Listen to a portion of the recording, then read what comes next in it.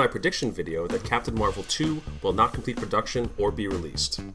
At the time of writing this script, Captain Marvel 2 has a release date of July 8th, 2020, 2 years from now, as stated by Disney in early April. Only one thing could really derail the franchise, and that's Disney's lack of confidence. And much or most of my reasoning will be in support of this basic hypothesis. Let's get right into it. These are the top 5 reasons why Captain Marvel 2 won't happen. Number 5. Direct yourself to HR. Captain Marvel was written and directed by Anna Boden and Ryan Fleck, ex-lovers and once and future nobodies. For all the talk about what a success the film was and how important it was, you would think that the dual-credited duo would be back in the saddle for the sequel, but that isn't the case. Currently, they are rumored to be heading up an unspecified project for streaming service Disney+. Meanwhile, Captain Marvel 2 has no director attached. It's rumored that Brie Larson, Captain Marvel herself, may direct. Larson has directed 2 short films and a middlingly received feature, The Unicorn Store. It's safe to assume that the newly minted Hollywood policy of only letting white males work if they go uncredited will be in full effect if this materializes. How many white men does it take to direct a Brie Larson movie? I guess we'll have to wait for the leaks to find out. It's telling that the original writer-directors will not return and have no defined projects for Disney on the horizon. Kinda sounds like Rian Johnson in The Last Jedi, doesn't it? If that film was so stunning and brave, why bring back JJ for Skywalker? And why cancel Rian Johnson's spin-off trilogy? Doesn't make a lot of sense, does it? The proof is in the pudding. The media, and Disney themselves, can go on about what was a success and what wasn't, but actions speak louder than words. The fact remains there is no director for Captain Marvel 2, and that tells me this project is about as attractive as a neck rub from Joe Biden. Number 4. Disney's financial woes. Disney has a long history of announcing projects and then canceling them in lean times. With everybody kung fu fighting, Disney is losing millions daily due to theme park and hotel closures. With Captain Marvel 2 not yet in production, Disney could be hesitant to spend $200 to $400 million to produce and promote it. It would be far more cost-effective to produce more content for their fledgling streaming service, Disney+, to attract the socially distanced masses. With big theatrical movies unable to generate any box office revenue, and completed films on hold for release, there's no telling if or when they will see a return on investment. Number 3. The woke eat their own. Cancel culture is getting so bad, even the Hollywood liberal elite are speaking out. It seems they're waking up to the realization that the Marxist mob is not content with feeding on their political opponents and want to burn down everything, peaceful protester style. White men need to apologize for existing, but black men and white women are no longer safe. After all, a black man is still a man, and a white woman is still white. So they're both half oppressor, according to crazy people. It's rumored that Black Panther will be replaced by his little sister, and there have been calls from the start for Brie Larson to be replaced by a POC. If the calls for Captain Marvel 2 to feature a black lead grow loud enough, Disney could get cold feet. Rather than alienate what they perceive to be a significant portion of the audience, whether they replace Brie or not, they may just cancel any future solo movie and use her like the Hulk, in a supportive capacity, in other characters' films and Avengers sequels. Number 2. The unbearable unlikableness of Brie. Brie Larson has to be one of the most divisive movie stars of the time. Look no further than her YouTube channel. Her first video currently has 171,000 upvotes and 122,000 downvotes. That's only 58% positive, also known as rotten, ratioed, a fail. Brie hasn't said anything anti-white male lately, but people haven't forgotten. It was those statements that motivated a review bomb of Captain Marvel, prompting Rotten Tomatoes to change the way they count reviews.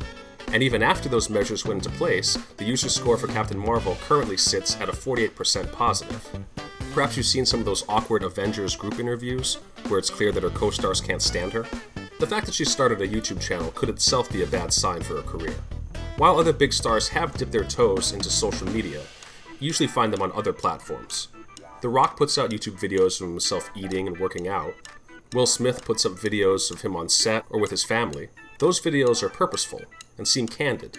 Brie's video is as unfocused as it is overproduced. She's basically asking what to do to make people like her and pretending to be normal. It feels like a desperate PR campaign in the vein of her show your tits and smile talk show appearance. It's likely Disney has noticed that half of the audience doesn't like her. They won't recast her. If they do, it will be as a different incarnation of Captain Marvel altogether, or a reboot, neither of which would be a true sequel. And now 3 honorable mentions, because top 8 doesn't sound good. Disney leadership shakeup. Former Disney CEO Bob Iger and Marvel Studios president Kevin Feige claimed that they wanted to make Black Panther and Captain Marvel sooner, but bad old Marvel CEO Ike Perlmutter was against it. What did Perlmutter do exactly? Well, he said that films with black leads underperform internationally.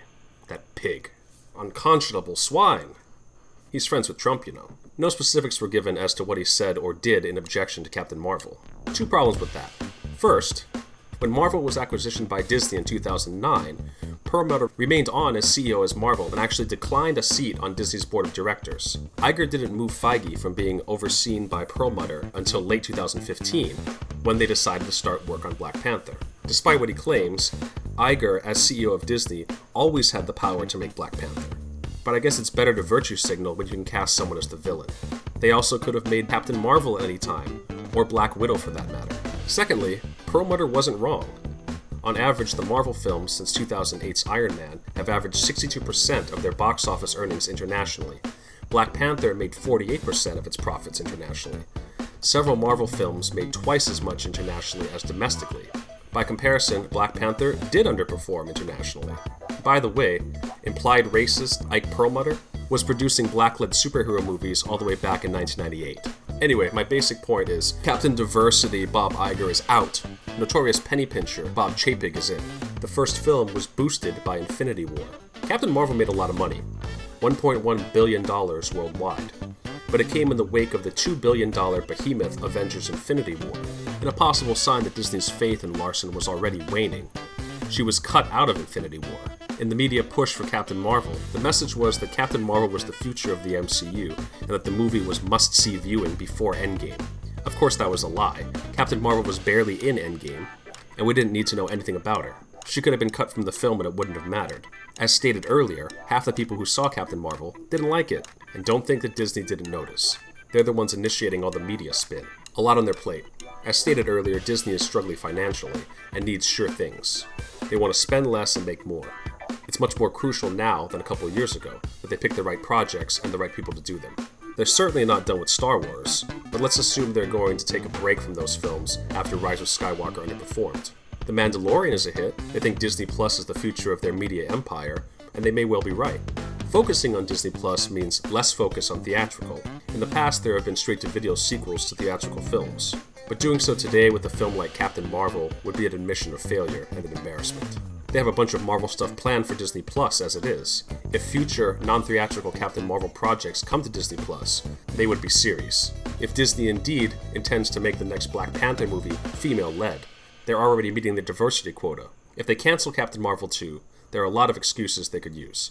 The obvious is COVID-19 and their financial woes, but they would prefer to seem robust as a company. They could simply say, "We have so many promising projects, not everything can make the cut," and it wouldn't even be a lie. They have a bunch of classic films left to remake, and modern hits to milk with sequels. If you think there won't be another Toy Story or Frozen, I have a bridge to sell you. Quick recap. Number 5, empty director's chair. Number 4, Disney's going broke. Number 3, Brie may not be diverse enough. Number 2, everybody hates Karen. And number 1, feminist flops past and future. Hollywood's been shoving feminism down our throats with both fists for 4 years now. In the past, the public had an indifference toward it. That has grown into a severe distaste. I don't need to name all the feminist flops on TV and in the movies. You know what they are. And they are legion. There have been many successful films with strong female leads throughout modern history, but those films were about telling a compelling story. When you make a film with the goal of bombarding the public with ideological messaging, the public starts to resent paying money to be talked down to. Will Black Widow be a hit? I doubt it. Will Mulan? Not a chance. Activism is a luxury Disney can no longer afford. Besides, the mob has shifted their focus to another so-called oppressed group. Idris Elba is George Floyd in I Can't Breathe, the movie. Just wait. Well, I hope you enjoyed the video. Please promote the channel in any way you can, and thanks for watching.